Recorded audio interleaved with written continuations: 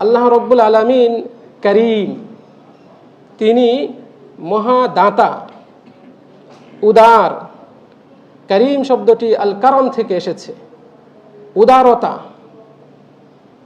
ব্যাপক দান করা, ছাড় দেওয়া, এই জাতীয় অর্থ বোঝায়।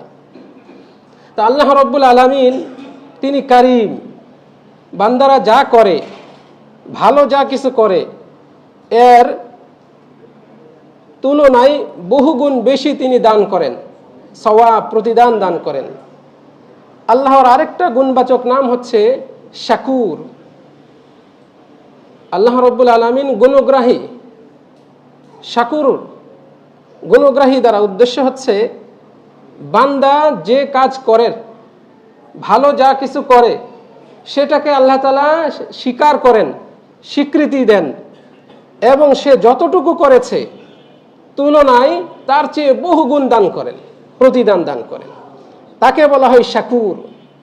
আল্লাহ রব্বুল আলামিন তিনি হচ্ছেন শাকুর, আর আমরা হচ্ছি ইবাদুশ শাকুর, আব্দুশ শাকুর। এই জন্য আমাদের মধ্যে অনেকের নাম রয়েছে আব্দুশ শাকুর। তা আল্লাহ রব্বুল আলামিন আমাদের অল্প আমলের বিনিময় বহু দান করে থাকেন, এই জন্যই তিনি শাকুর। আর আল্লাহ রব্বুল আলামিন বান্দাদের সব ভালো কাজকেই মূল্যায়ন করেন, সব ভালো কাজকেই মূল্যায়ন করেন। কোনো কিছুই বান্দা যা করে আল্লাহর ইলম থেকে বিচ্যুত হয় না।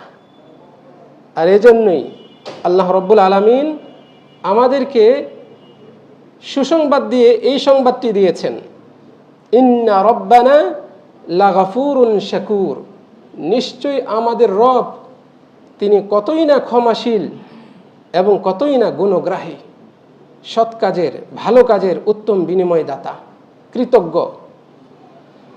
সম্মানিত দিনী ভাইয়েরা,